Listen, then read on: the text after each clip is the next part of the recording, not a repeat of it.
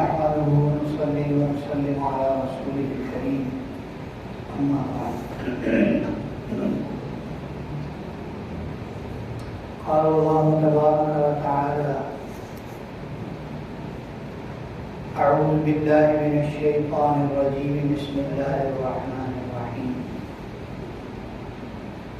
ياسين والقرآن الحكيم إنك لمن المرسلين على صراط مستقيم. وقال الله تبارك وتعالى: ما كان محمد أبا أحد من رجالكم ولكن رسول الله وخاتم النبيين. وقال الله تبارك وتعالى: نون والقلم وما يسطرون ما أنت بنعمة ربك بمجنون وإنك لعلى خلق عظيم. صدق الله مولانا العظيم. وقال رسول الله صلى الله تعالى عليه وسلم: لا يؤمن أحدكم حتى أكون أحب إليه من والده وولده والناس أجمعين.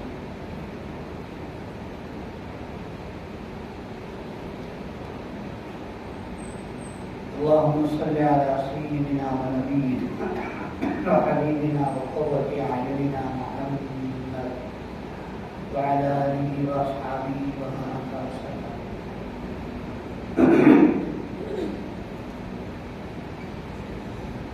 حضور اکرم صلی اللہ علیہ وسلم کی ولادت و بعثت، ولادت سے لے کر بعثت تک، یعنی نبوت ملنے تک، نبوت ملنے سے لے کر مکہ مکرمہ سے مدینہ منورہ ہجرت کرنے تک، مدینہ منورہ ہجرت کرنے سے لے کر دنیا سے پردہ فرما جانے تک، ایک ایک لمحہ پاکیزہ اور ایک ایک لمحہ قابل ذکر و تذکرہ، اور ایک ایک قول، فعل اور عمل اور آپ کی تقریر اور زندگی کا سارا حصہ قابل تذکرہ بھی ہے، قابل تقریر بھی ہے، قابل صد تحسین بھی ہے. آپ کی سیرت کو بیان کرنا کہ جس سے سیرت بیان کرنے کا حق ادا ہو جائے، کسی انسان کے بس کی بات نہیں ہے.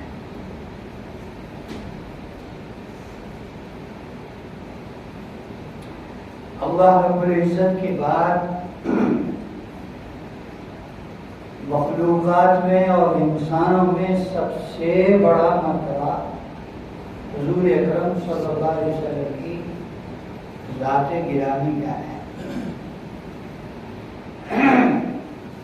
ہمارے اکابر کا یہ کہنا ہے، حضور کا تذکرہ ایک طرف، حضور کے اہل بیت کا تذکرہ ایک طرف، حضور کے صحابہ کا تذکرہ ایک طرف، ازواج مطہرات کا تذکرہ تو بڑی بات ہے.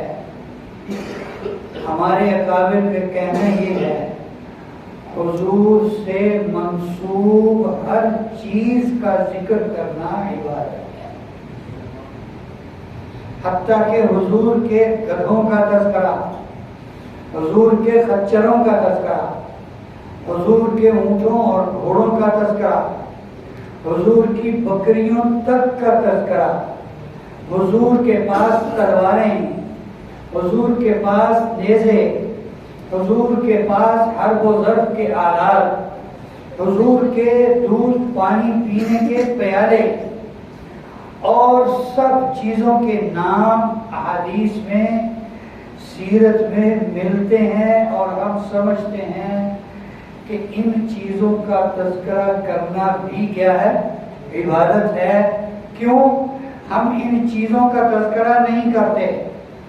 ہم ان کا تذکرہ اس لیے کرتے ہیں کہ ان کی نسبت حضور اکرم صلی اللہ علیہ وسلم کی طرف ہے۔ اس نسبت کا ہم تذکرہ کرتے ہیں۔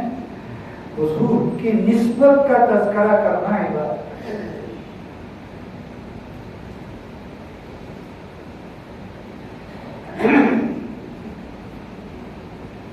آپ علیہ السلام کی ذات اقدس تمام جہانوں کے لیے رحمت بنا کر بھیجی گئی۔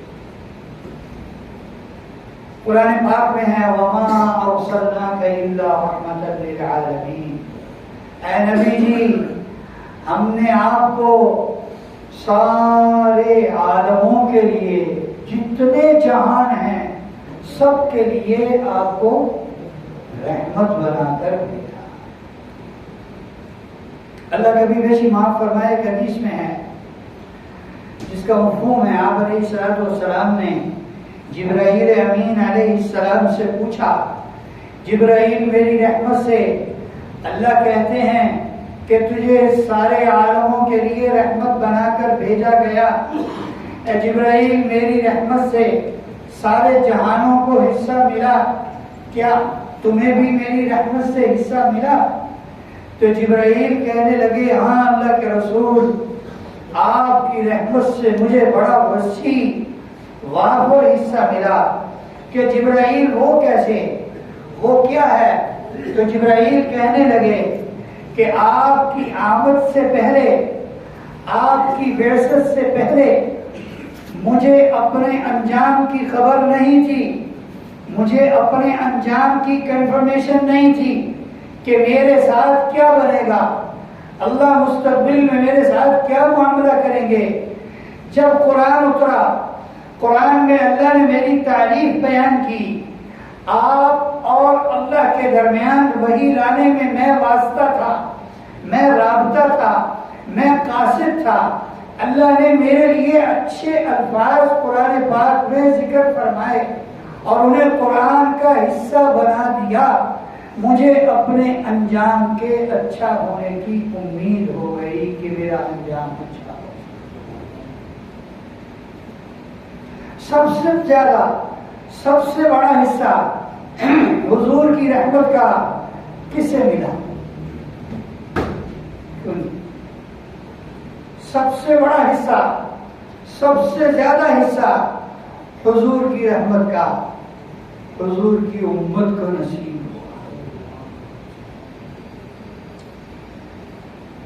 ہمارے حضرت بھائی صاحب رحمت اللہ علیہ فرمایا کرتے تھے کہ خاندان بڑا ہونا باعث عزت و فخر نہیں ہے، اور دنیا داری میں بڑا ہونا باعث عزت و فخر نہیں ہے۔ کوئی پوری دنیا کا بادشاہ ہو جائے وہ ہیچ اور نیچ ہے، یہ اس کے لیے باعث فخر نہیں ہے۔ حضور کا امتی ہونا اس کے لیے باعث عزت و شرف ہے۔ اتنا بڑا مرتبہ ہے۔ آخرت میں پتہ لگے گا، آخرت میں پتہ لگے گا جب سارے نبیوں کی توجہ صرف اپنی ذات کی طرف ہوگی، اور نبی آخر الزمان خاتم النبیین حضرت محمد مصطفیٰ احمد مجتبیٰ صلی اللہ علیہ وسلم کی توجہ اپنی ساری امت کی طرف ہوگی۔ اور اللہ کے سامنے اس وقت بھی گڑ گڑا کر یہ کہیں گے اے اللہ میری امت کا خیال کرنا، اے اللہ میری امت کا خیال کرنا۔ سورۃ الضحیٰ بہت ساروں کو آتی ہے۔ سورۃ الضحیٰ والضحیٰ واللیل اذا سجا ما ودعك ربك وما قلى وللآخرة خير لك من الأولى ولسوف يعطيك ربك فترضى۔ اس آیت کو پڑھیں، اس کا ترجمہ سنیں، ولسوف يعطيك ربك، عن قریب تیرا رب تجھے اتنا دے گا، فترضى کہ اے محمد تو خوش ہو جائے گا۔ آپ نے اس آیت کو سن کر فرمایا اذن لا ارضا وواحد من امتی فی النار، اچھا یہ بات ہے، اللہ کی طرف سے یہ اعلان ہے، اللہ کی طرف سے یہ آفر ہے، تو پھر سنو میں اس وقت تک راضی ہوں گا ہی نہیں جب تک میری امت کا کوئی فرد جہنم میں ہو۔ میں راضی اس وقت ہوں گا جب میری ساری کلمہ پڑھنے والی امت جنت میں چلی جائے۔ اس نبی کے امتی ہیں ہم۔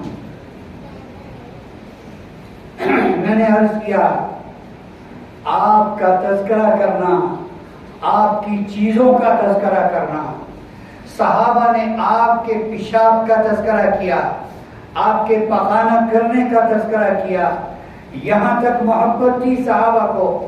سب سے پہلے آپ سے دین سیکھنے والے کون تھے؟ کیوں نہیں؟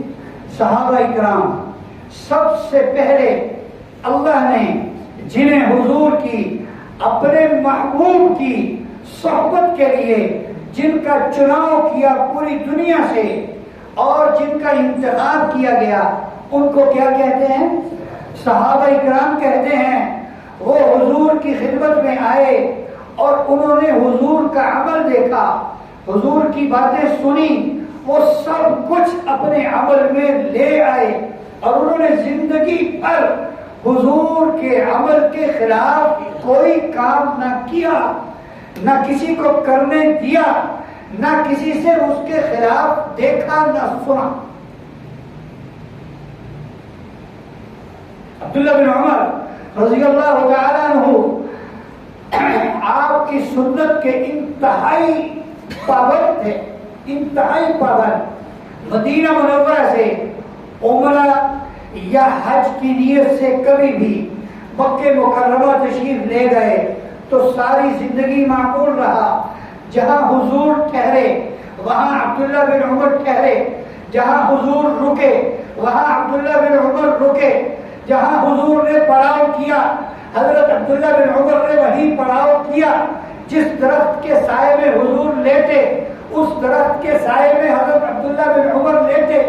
جہاں حضور قضائے حاجت کے لیے گئے جس زمین کے حصے پر بیٹھے اس کو یاد رکھا، وہاں پر جا کر بیٹھے۔ اگرچہ قضائے حاجت نہ ہو، اگرچہ حاجت کو قضا کی حاجت نہ ہو، پھر بھی کہ میرے محبوب یہاں بیٹھے تھے میں بھی یہاں بیٹھ کے آگے بڑھوں گا۔ اتنی پابندی کی، سنت کی۔ یہ صحابہ اکرام ہیں۔ صحابہ اکرام حضور کے صحابہ ہیں، صحابہ حضور کے ساتھی ہیں، صحابہ حضور کے دوست ہیں، صحابہ حضور کے سب سے پہلے شاگرد ہیں، اور صحابہ کی زندگی حضور اکرم صلی اللہ علیہ وسلم نے ارشاد فرمایا، غالباً ترمذی شریف کی روایت ہے، اصحابی کالنجوم بأیہم اقتدیتم اہتدیتم، میرے صحابہ ستاروں کی مانند ہیں۔ ستاروں سے لوگ آج بھی جو غیر آباد سلسلوں میں رہتے ہیں، جو جنگلوں میں رہتے ہیں، جو پہاڑوں میں رہتے ہیں، جو دور دراز کے علاقوں میں رہتے ہیں، دیہاتوں میں رہتے ہیں، ان کو آج بھی پتا ہے یہ ستارہ آ جائے تو گرمی شروع، یہ ستارہ آ جائے تو سردی شروع، یہ ستارہ آ جائے، یہ ستارہ مغرب کی جانب علامت کر رہا ہے، یہ ستارہ مشرق کی طرف اشارہ کر رہا ہے، یہ شمال کی طرف اشارہ کر رہا ہے، یہ جنوب کا راستہ دکھاتا ہے۔ جس طرح ستارے راستہ دکھاتے ہیں، ایک علامت ہے راستہ دکھانے کی، صحیح سمت آگے بڑھنے کے لیے جیسے لوگ ستاروں کو دیکھتے ہیں، آپ نے فرمایا کہ صحیح سمت بڑھنے کے لیے میرے صحابہ کو دیکھو، جس صحابی کے پیچھے چلے جاؤ گے تمہیں ہدایت مل جائے گی۔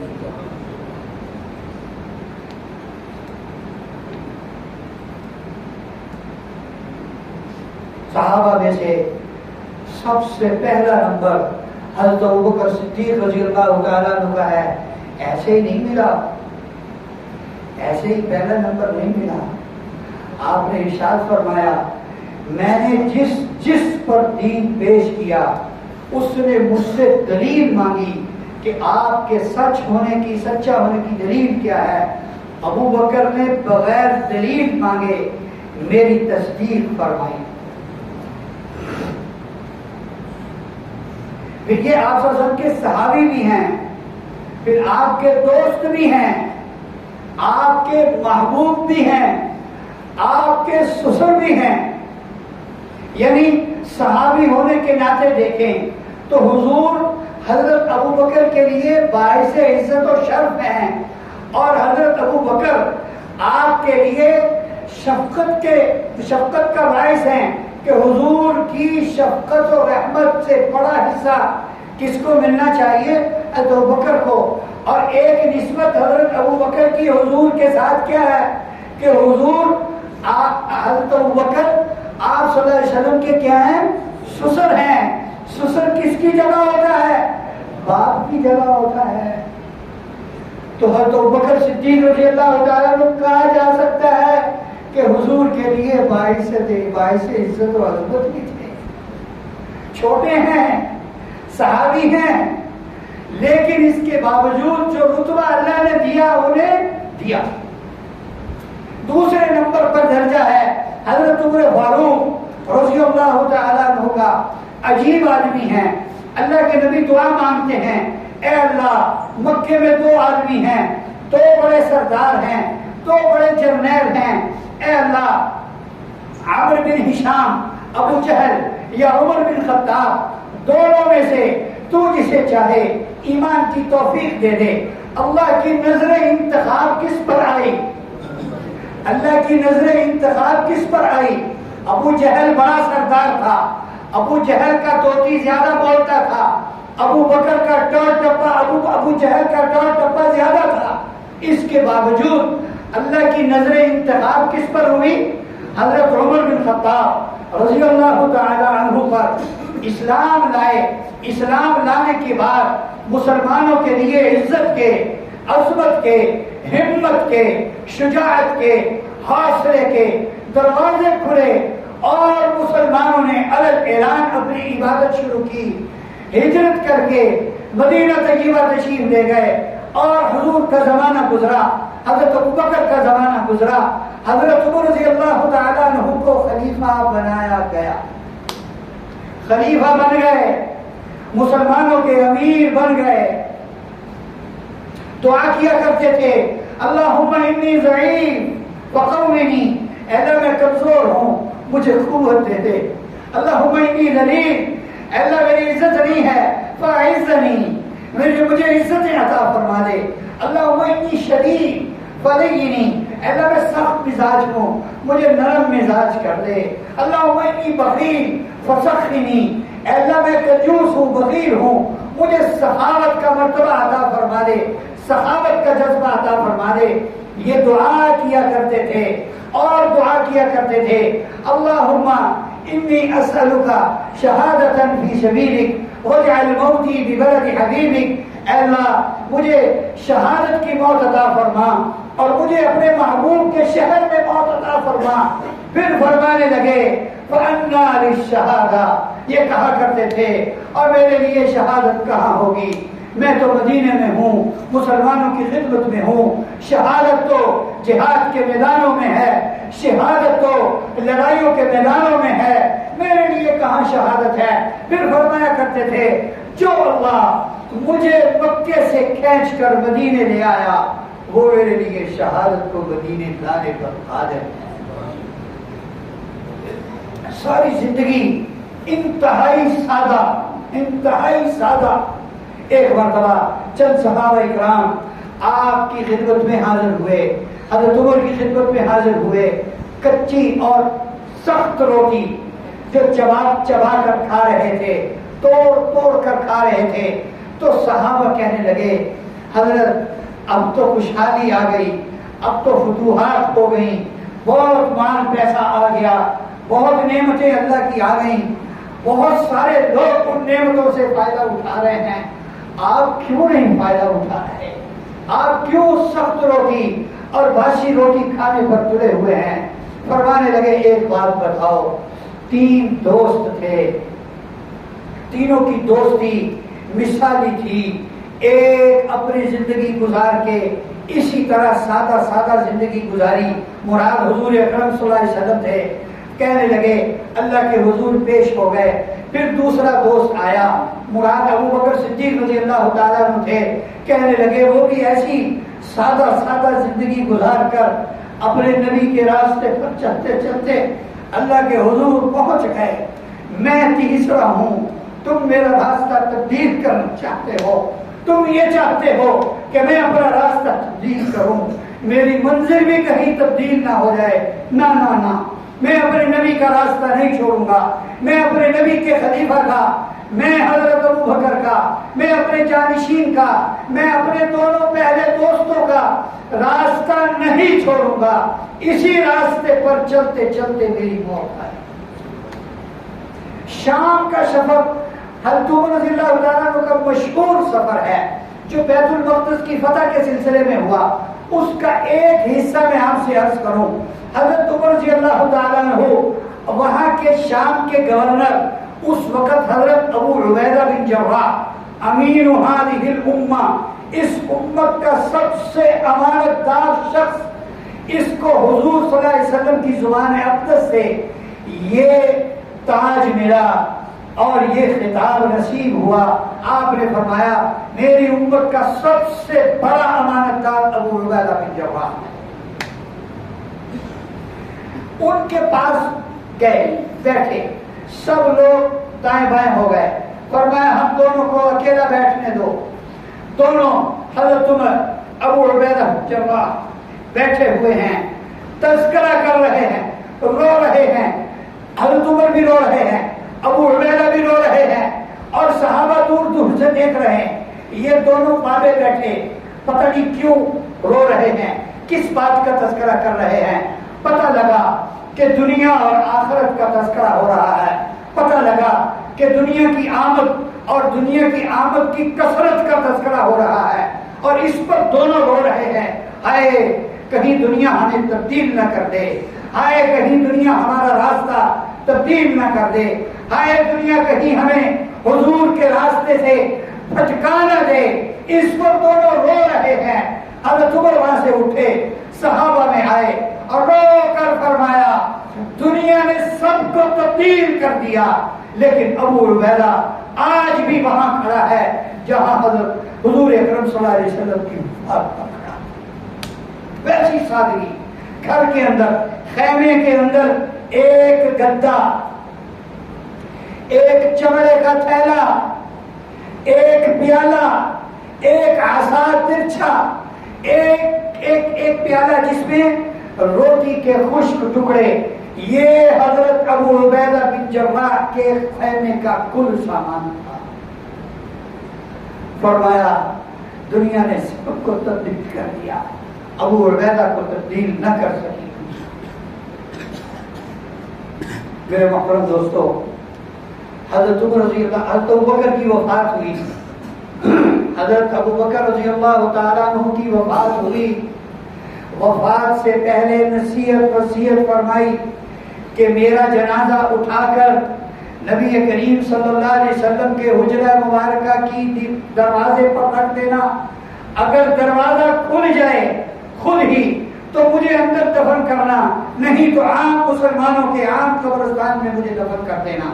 جنازے کو, وفات کے بعد جنازے کو اور حضرت حضور صلی اللہ علیہ وسلم کے روضہ مبارکہ آپ کے حجرہ کے دروازے پر لے جا کر رکھا گیا. دروازہ کھلا اور غیب سے آواز آئی ادخلوا الحبیب الی الحبیب. دوست کو دوست کی خدمت میں دے, دوست کو دوست کی خدمت میں دے. میرے محترم دوستو, اصل چیز ہے, ہم پہلے سے عرض کر رہے ہیں, ساری چیزیں بائیں طرف ہیں, دائیں طرف کیا ہے؟ حضور کی اتباع ہے. دائیں طرف حضور کی سنت کو اپنانا, حضور کی سیرت کو اپنانا. اپنے آپ کو دیکھیں, گلیاں سجانا, مکان سجانا آسان ہے, اس پر خرچہ ہوتا ہے. اپنے آپ کو سنت سے سجانے پر کیا خرچہ ہے؟ ہم سنت کو بگاڑ رہے ہیں, پیسے خرچ کرتے ہیں. سنت کو بگاڑ رہے ہیں, سنت راستے کے خلاف چل رہے ہیں پیسے خرچ کر کے. بتائیں. تعصر رسول، عربی کا شاعر ہے، وہ کہتا ہے تعصر رسول وانت تزعم حبه هذا محال في القياس بديع لو كان حبك صادقا لا تعته ان المحب لمن يحب مطيع. اگر تو نبی سے محبت کا دعویٰ بھی کرتا ہے اور تو نبی کا نافرمان بھی ہے، تو نبی کے سنت کے خلاف چلتا ہے اور تجھے دعویٰ ہے کہ تو عاشق رسول ہے، هذا محال في القياس بديع، یہ بات کسی عقل مند کی عقل میں آنے والی نہیں ہے. لو كان حبك صادقا لاطعته، اگر تو عاشق صادق ہوتا، اگر تو سچا عاشق رسول ہوتا، تیری زندگی حضور کی اطاعت والی ہوتی. کیوں؟ ان المحب لمن يحب مطيع، محبت کرنے والا اپنے محبوب کا تابعدار ہوتا ہے، اس کے راستے کے خلاف نہیں چلتا. جہاں تک ہو سکے، جتنا ہو سکے، جہاں جہاں ہو سکے، حضور کی سنت پر عمل کرنا، حضور کی سنت پر عمل کرنا، یہ اصل ہے. حضور کی سنت کے خلاف چلنا. اگر ہم نماز بھی حضور کی سنت طریقے کے خلاف پڑھیں گے، ہماری نماز ہمارے لیے باعث نجات نہیں ہوگی، ہمارے گلے پڑ جائے.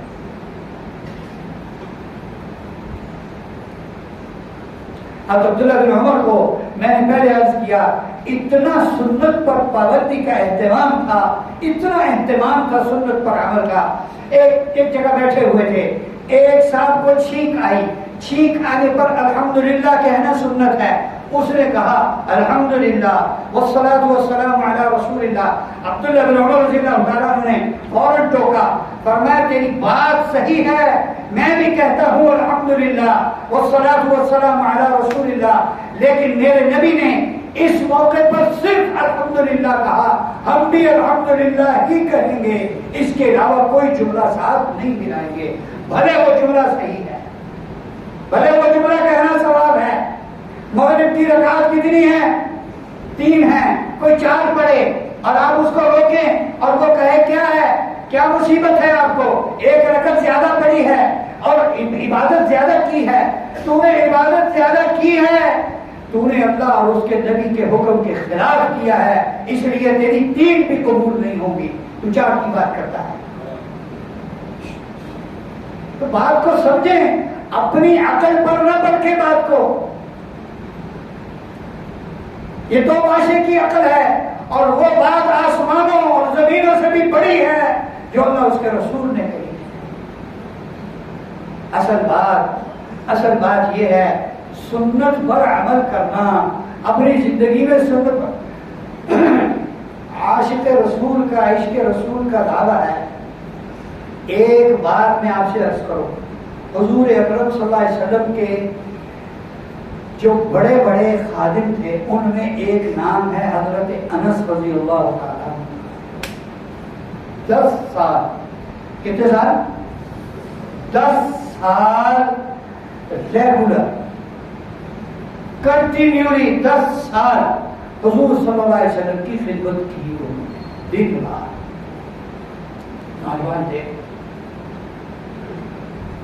وہ فرماتے ہیں کہ مجھے حضور نے کبھی روک ٹوک نہیں کی، کوئی کام میں نے کرنا تھا نہیں کیا. آپ نے کبھی نہیں فرمایا کیوں نہیں کیا، کوئی کام نہیں کرنا تھا میں نے کر دیا. حضور نے کبھی یہ نہیں فرمایا کیوں کیا. وہ فرماتے ہیں قال لي رسول الله صلی اللہ علیہ وسلم یا بنی ان قدرت ان يمسي ويصبح وليس في قلبك غش لأحد فافعل يا بني ذلك من سنتي ومن أحيا سنتي فقد أحبني ومن أحبني كان معي في الجنة. اے میرے بیٹے، کتنی بڑی بات، اے میرے بیٹے، ایسا پیار بھرا، پیار محبت سے بھرا ہوا خطاب. اے میرے بیٹے، اگر تجھ سے ہو سکے کہ تو جب بھی صبح کرے، جب بھی شام کرے، اس حال میں کرے کہ تیرے دل کے اندر کسی کی برائی نہ ہو، کسی کا کینہ نہ ہو، کسی کے لیے غصہ نہ ہو، حسد نہ ہو، تیرے دل میں کسی کی کدورت نہ ہو تو لازمی کرنا۔ پھر فرمایا اے میرے بیٹے یہ میری سنت ہے، جو میری سنت کو زندہ کرے گا وہ مجھ سے محبت کرنے والا کہلائے گا، جو مجھ سے محبت کرنے والا کہلائے گا وہ جنت میں میرے ساتھ ہوگا۔ یہ حدیث پاک سنائی میں نے آپ کو۔ اب یہ عشاق رسول، حوصلہ کہاں ہے، برداشت کا وعدہ کہاں گیا، معاف کرنا کہاں گیا، زبان درازی نہ کرنا کہاں گیا، حلم، تحمل، غصہ دبانا، دوسرے کا عیب دیکھ کر اس کو چھپانا، چل جائے کہ کوئی عیب نہیں ہے اس کو اچھالتے پھرنا، دوسروں کی عزتیں اچھالتے پھرنا، اپنے دل کی خباثت کو نکالنے کے لیے عزت دار آدمی کو ذلیل کرنا، یہ کس کی سنت ہے؟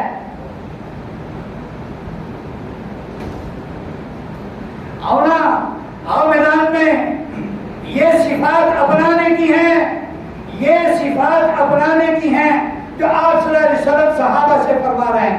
دیکھو مکہ مکرمہ کی زندگی دیکھو، ایک آدمی نے ایک گروپ میں ایک نوجوان کی ویڈیو سینڈ کی، وہ الو کا پٹھا کہہ رہا تھا، حضور نے بغاوت کا سبق دیا، حضور نے مدینے جاتے ہی بغاوت کر دی، اس خبیث کو کوئی پوچھنے والا نہیں ہے کہ یہ حضور پر کیسا گستاخانہ جملہ کہہ رہا ہے۔ حضور نے مدینے جا کر حملہ کیا تھا، مدینے پر قبضہ کیا تھا، حضور نے مدینے میں بغاوت کی تھی۔ گدھو جا کر سیرت کو پڑھو کہ حضور صلی اللہ علیہ وسلم نے ہجرت سے پہلے کتنے سال مدینہ منورہ میں حضرت مصعب بن عمیر کو روانہ فرمایا، اور انہوں نے ایک ایک فرد سے ملاقات کر کے ایک ایک گھرانے کو منت سماجت کر کے ان کو اسلام میں داخل کیا۔ اس کے بعد حضور صلی اللہ علیہ وسلم یہاں تشریف لائے۔ یہ کسی کو پتہ نہیں ہے، وہ الو کا پٹھا وہاں کہہ رہا ہے کہ حضور نے بغاوت کا سبق دیا، تم بھی پاکستان میں بغاوت کرو۔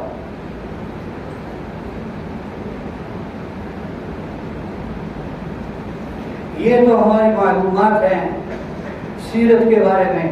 حضور صلی اللہ علیہ وسلم یہ کسی کو نہیں پتا کہ مدینہ منورہ سے جب آپ فتح مکہ کے لیے روانہ، اچھا اس سے پہلے جو صلح حدیبیہ ہے اس کا بھی آپ نے سنا ہوگا کہ حضرت عمر رضی اللہ تعالیٰ عنہ جیسا محب رسول جب سورہ فتح نازل ہوئی، اس میں چونکہ کفار نے جو شرائط لگائی حضور نے مان تقریباً جو شرائط کی مان۔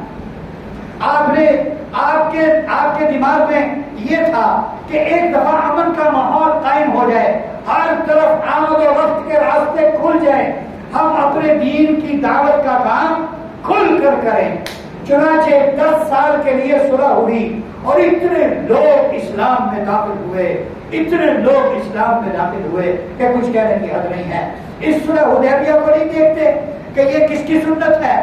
پھر آپ نے جب مکہ فتح کیا تو مکہ فتح میں کیا ہوا تھا؟ سب مکے پر قبضہ ہوا، سارے کے سارے گرفتار ہوئے، حتیٰ کہ کچھ ادھر ادھر بھاگ گئے تھے وہ بھی آ گئے۔ ان کے ساتھ کیا سلوک ہوا تھا آپ بتا دیں مجھے، ان کے ساتھ کیا سلوک ہوا تھا؟ آپ کو یقیناً آپ نے بہت دفعہ سنا ہوگا، ہماری زندگی میں کبھی کوئی ایسا موقع آیا ہم نے اس سنت پر عمل کی کوشش کی؟ میں نے کہیں مجھے یاد نہیں ہے کہاں جہاں بیان کیا کہ کہیں اورنگزیب عالمگیر رحمت اللہ علیہ کی لڑائی ہوئی تخت پر، تخت انہیں ملا تو ان کا ایک بھائی تھا دارا شکو جس کی ماں ہندو تھی، باپ دونوں کا ایک تھا مسلمان، ماں ان کی ہندو تھی۔ دارا شکو کی لڑائی ہوئی اورنگزیب عالمگیر کے ساتھ تخت میں، وہ ہارنے لگا، اس کی ماں بڑی چالاک تھی، ہندوانی تھی، وہ کہنے لگی تیرا بھائی اگرچہ بادشاہ ہے، تیرا بھائی اگرچہ طاقتور ہے، تیرے بھائی کے پاس اگرچہ فوجیں ہیں، لیکن یہ اپنے دین کا پابند ہے، تم اس سے صلح کی درخواست کرو، فوراً یہ لڑائی روکے گا، تمہارے ساتھ صلح کرے گا۔ چنانچہ ایسے ہی ہوا، انہوں نے صلح کی درخواست کی، اورنگزیب عالمگیر نے فوراً لڑائی روکی۔ صلح کے لیے دونوں بھائی بیٹھ گئے، کہنے لگے، دارا شکو کہنے لگا کتنی مدت کے لیے صلح کریں گے؟ اورنگزیب عالمگیر رحمت اللہ علیہ کہنے لگے 10 سال کے لیے صلح۔ کتنے سال کے لیے؟ 10 سال کے لیے صلح کریں گے۔ وہ سر پکڑ کر بیٹھ گیا، 10 سال کے لیے صلح۔ ایک دشمن دوسرے دشمن کو 10 سال کی تیاری کی مہلت دے رہا ہے کہ 10 سال تم تیاری کرو میرے ساتھ لڑنے کے لیے، تمہیں تو ہفتے کی مہلت دینی چاہیے تھی۔ وہ کہنے لگا یہ کیا بات ہے، تم مجھے اتنی لمبی مہلت دے رہے ہو، تمہیں تو مجھے قتل کر دینا چاہیے تھا، تمہیں تو مجھے معمولی مہلت دینی چاہیے تھی، تم کہہ رہے ہو 10 سال کے لیے، اور صلح کے لیے وقت مجھے دینا مانگنا چاہیے تھا، صلح کے لیے وقت میرے بغیر مانگے تم دے رہے ہو۔ فرمانے لگے ایسی بات نہیں ہے، تیرے ساتھ دشمنی، تو دشمن بعد میں ہے، تیرے ساتھ لڑائی بعد میں ہے، میرے نبی کی سنت پہلے ہے۔ زندگی میں ایک صلح کی، میرے نبی نے صلح حدیبیہ میں 10 سال کے لیے صلح کی تھی۔ آج ایک موقع ہے، پتہ نہیں بعد میں صلح کرنے کا موقع ہاتھ میں آئے گا کہ نہیں، اس لیے میں اپنے نبی کی سنت کو پورا کرنا چاہتا ہوں۔ 10 سال کے لیے میرے سے صلح ہے۔ میرے دوستوں یہ کرنے کے کام ہے۔ میں بار بار عرض کرتا ہوں، اللہ کے لیے بات کو مانیں۔ میں اللہ کی قسم کھا کر کہتا ہوں، ہم کسی کے مخالف نہیں، ہم کسی کے مخالف، کسی فرد کے مخالف نہیں۔ غلط عمل کے ضرور مخالف ہیں، اپنے بھی غلط عمل کے مخالف ہیں، دوسرے کے بھی غلط عمل کے مخالف ہیں، خاص طور پر وہ عمل جو غلط ہو اور اسے دین سمجھ کر کیا جا رہا ہو۔ حضور کی آمد کا یہ مقصد نہیں جو آج ہم کر رہے ہیں۔ حضور کی آمد کا مقصد اپنے آپ کو سنت اور سیرت سے سجانا ہے۔ اللہ رب العزت ہمیں اس کی سمجھ عطا فرمائے اور اس پر ہمیں عمل کی توفیق عطا فرمائے۔